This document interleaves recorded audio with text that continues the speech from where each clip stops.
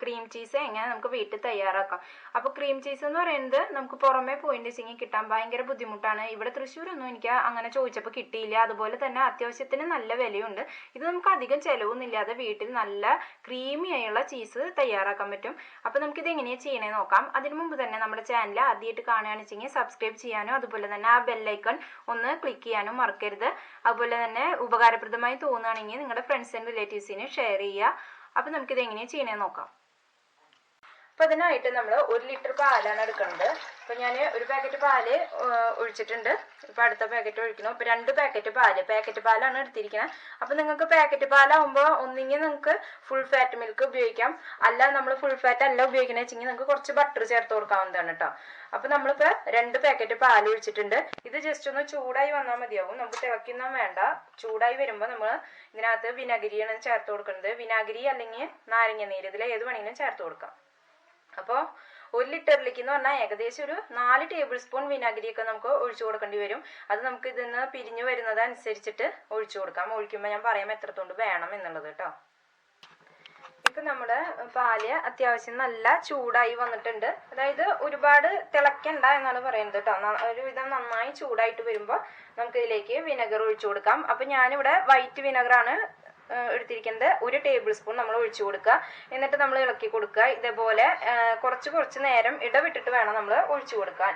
അപ്പോൾ ഇത് ഒരു വട്ടം ആക്കിയിട്ട് നമ്മൾ ഇത്തിരി നേരം ഒന്ന് ചൂടായിട്ട് വരുമ്പോൾ ഇത് ജസ്റ്റ് ഇതേ ഇങ്ങനെ പിരിഞ്ഞു വരുന്ന ഒരു സ്റ്റേജ് വന്നിട്ടുണ്ട്. കണ്ടില്ലേ? ഇപ്പം തന്നെ ഇതുപോലെ പിരിഞ്ഞു വന്നിട്ടുണ്ട്. ഇനി കുറച്ച് നേരം കൂടി കഴിയുമ്പോൾ നമ്മൾ അടുത്ത ടീസ്പൂൺ ഒഴിച്ചു കൊടുക്കാം. അപ്പോൾ നമ്മളിപ്പോൾ മീഡിയം ഫ്ലെയിമിൽ വേണം വെക്കാൻ. ഫ്ലെയിം അധികം കൂട്ടി വെക്കരുത് കേട്ടോ. നല്ല മീഡിയം ഫ്ലെയിമിൽ ഇട്ടിട്ട് വേണം ആക്കാൻ. ഇപ്പോൾ ഇത് ചെറിയ തോതിലൊക്കെ പിരിഞ്ഞു വന്നിട്ടുണ്ട്. ഇനി നമുക്ക് അടുത്ത ടീസ്പൂൺ ഒഴിച്ചു കൊടുക്കാം. ടേബിൾ സ്പൂൺ കേട്ടോ. അപ്പം നമ്മൾ 2 ടേബിൾ സ്പൂൺ ഒഴിച്ചു കൊടുത്തിട്ടുണ്ട്. വീണ്ടും ഇതുപോലെ തന്നെ ഇളക്കി കൊടുക്കാം. മീഡിയം ഫ്ലെയിമിൽ വേണം. ഫ്ലെയിം ശ്രദ്ധിക്കണം, ലോ ആക്കരുത്, അതുപോലെ ഹൈയും ആവരുത്. ഇപ്പം നമ്മൾ 3ാമത്തെ ടേബിൾ സ്പൂണും കൂടി ഒഴിച്ചു കൊടുത്തിട്ടുണ്ട്. അപ്പോൾ നമ്മൾ ഇത് ഇടയ്ക്കിടയ്ക്ക് ഇപ്പോൾ 4 ടേബിൾ സ്പൂൺ 4.5 ടേബിൾ സ്പൂൺ എന്തായാലും വേണ്ടി വരും. നമ്മുടെ ഇതിൻ്റെ ആ വെള്ളത്തിന് ഇപ്പോൾ യെല്ലോയിഷ് കളറായി വന്നിട്ടുണ്ട്. ഇതുപോലെ യെല്ലോ കളറായി വരണം. അപ്പോഴാണ് അതിൻ്റെ ഒരു ഇതായിട്ട് വരുന്നത്. അപ്പോൾ 3ാമത്തെ ടേബിൾ സ്പൂൺ ഒഴിച്ചപ്പോൾ നമുക്കൊരു ഇതായിട്ടുണ്ട്. ചിലപ്പോൾ 1 ടേബിൾ സ്പൂൺ കൂടി ഒഴിച്ചാൽ മതിയാവും നമുക്ക്. ഇപ്പോൾ ഒരുവിധം ഇതെല്ലാം ഇതുപോലെ പിരിഞ്ഞ് നമുക്ക് ഇങ്ങനെ കിട്ടണം. അതാണ് നമുക്ക് ക്രീമായിട്ട് കിട്ടുക. ഇപ്പോൾ ഈ ചീസ് ക്രീം മാത്രമല്ല, നമുക്ക് വിപ്പിംഗ് ക്രീം അതെ നമ്മുടെ ഇവിടെ തൃശ്ശൂരിലൊന്നും ഒരുവിധം സൂപ്പർ മാർക്കറ്റിലൊന്നും എനിക്ക് ആദ്യത്തെ കേക്ക് ഞാൻ ഉണ്ടാക്കിയപ്പോൾ നിങ്ങൾ കണ്ടിട്ടുണ്ടെങ്കിൽ അറിയാം, അമൂലിൻ്റെ വിപ്പിംഗ് ക്രീമാണ് കിട്ടിയത്. അല്ലാണ്ട് അമൂലിൻ്റെ വിപ്പിംഗ് ക്രീം അത്ര നമുക്ക് ഡെക്കറേറ്റ് ചെയ്യാൻ, കേക്കൊന്നും ഡെക്കറേറ്റ് ചെയ്യാൻ അത്ര നന്നല്ല. കാരണം പെട്ടെന്ന് തന്നെ മെൽറ്റായി പോവുകയാണ് ചെയ്തിരുന്നത്. ടേസ്റ്റ് ഉണ്ടെങ്കിൽ കൂടി മെൽറ്റ് ആവുക എന്നുള്ളൊരു ടെൻഡൻസി അതിന് കാണുന്നുണ്ട്. അപ്പോൾ നമ്മൾ ഈ ക്രീം ചീസ് ആയാലും അതെ നമ്മുടെ ഇവിടെ തൃശ്ശൂരൊന്നും ഇല്ല. നമ്മൾ ചോദിച്ചപ്പോൾ കിട്ടിയില്ല. അപ്പം ഞാൻ എന്തായാലും അടുത്ത വീഡിയോ എൻ്റെ ഒരു കേക്കാണ്. അപ്പോൾ അത് ഫ്രോസ്റ്റ് ചെയ്യാൻ വേണ്ടിയിട്ടാണ് ഞാൻ ഈ ക്രീം ചീസ് തയ്യാറാക്കിയത് കേട്ടോ. അപ്പോൾ നമ്മൾ 4ാമത്തെ ടേബിൾ സ്പൂണും കൂടി ഒഴിച്ചു കൊടുത്തു. വീണ്ടും ഇതുപോലെ ഇളക്കി കൊടുക്കുക. ഒരു 1/2 ടേബിൾ സ്പൂണും കൂടി നമുക്ക് ഇപ്പോൾ ചേർത്ത് കൊടുക്കാം. അപ്പോൾ 4.5 ടേബിൾ സ്പൂൺ നമുക്ക് ഇതിനകത്ത് ചേർത്ത് കൊടുക്കാം. ഇനി നമ്മൾ ഇത് ചേർത്ത് കൊടുത്തതിന് ശേഷം നല്ല ഹൈ ഫ്ലെയിമിൽ വെക്കാം. ഹൈ ഫ്ലെയിമിൽ വെക്കുമ്പോൾ നമുക്ക് ഇതിൻ്റെ ആ മുകൾ ഭാഗത്തേക്ക് ഇങ്ങനെ പിരിഞ്ഞു വന്നതെല്ലാം കൂടിയിട്ട് പൊന്തി വരും. അതുപോലെ തന്നെ ഈ വെള്ളത്തിന് ഇങ്ങനത്തെ യെല്ലോ കളർ വരും. അപ്പോൾ അതാണ് നമ്മൾ അതിൻ്റെ ഒരു പാകം മനസ്സിലാക്കേണ്ടത് കേട്ടോ.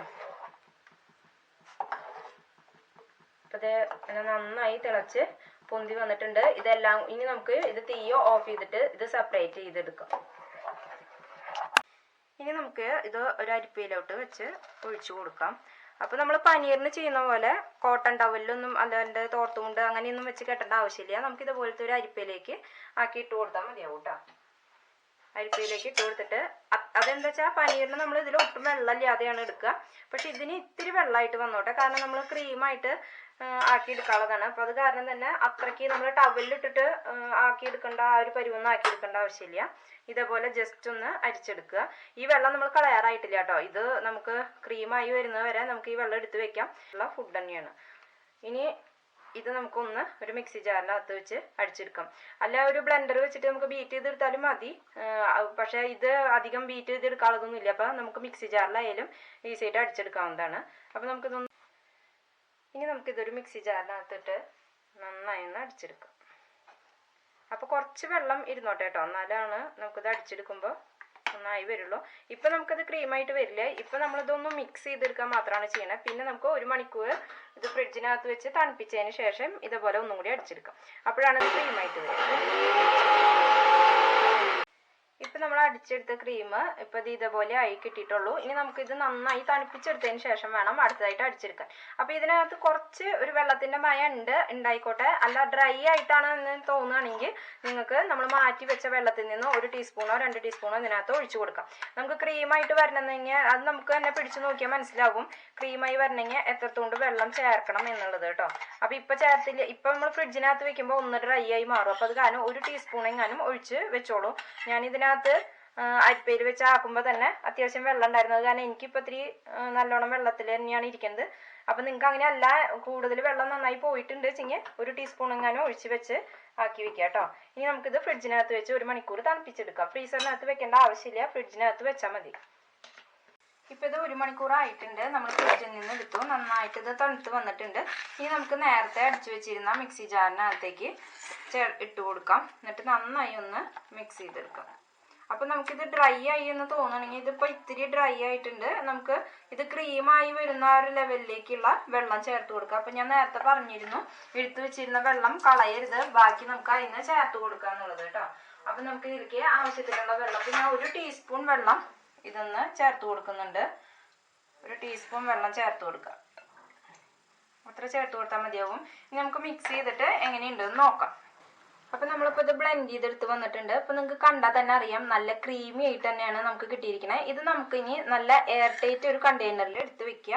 അതല്ല നിങ്ങൾ ബ്രെഡിലോ അല്ലെങ്കിൽ ചപ്പാത്തിയിലോ ഒക്കെ ആക്കിയിട്ട് കഴിക്കാനാണ് ഇഷ്ടപ്പെടുന്നത് വെച്ചെങ്കിൽ ഇപ്പം ഈ ടൈമിൽ നമ്മൾ കുറച്ച് ഉപ്പ് ചേർത്ത് കൊടുക്കാം. ഇപ്പം നമ്മളിത് കേക്ക് ഡെക്കറേറ്റ് ചെയ്യാനായിട്ട് ഉപയോഗിക്കണ കാരണം തന്നെ ഞാൻ ഇതിനകത്ത് ഉപ്പ് ചേർത്ത് കൊടുക്കുന്നില്ല കേട്ടോ. അപ്പോൾ നമ്മുടെ നല്ല ക്രീം ചീസ് തയ്യാറായിട്ടുണ്ട്. അപ്പോൾ വളരെ സിമ്പിളായിട്ട് അധിക ചിലവൊന്നും ഇല്ലാതെ നമുക്ക് ഇത്രയും ക്രീം ചീസ് കിട്ടണമെങ്കിൽ നമുക്ക് നല്ല വില കൊടുക്കേണ്ടി വരും. അപ്പോൾ അത്ര ഒരു ചിലവുമില്ല, നമുക്ക് 2 പാക്കറ്റ് പാലിൻ്റെ ഒരു ചിലവ് മാത്രമേ ഉള്ളൂ. വളരെ ഈസി ആയിട്ട് തയ്യാറാക്കാം. എല്ലാവരും ട്രൈ ചെയ്ത് നോക്കുക, എന്നിട്ട് നിങ്ങളുടെ ഫീഡ്ബാക്ക് എന്നെ അറിയിക്കുക. അടുത്ത റെസിപ്പിയുമായി നമുക്ക് വീണ്ടും കാണാം. താങ്ക്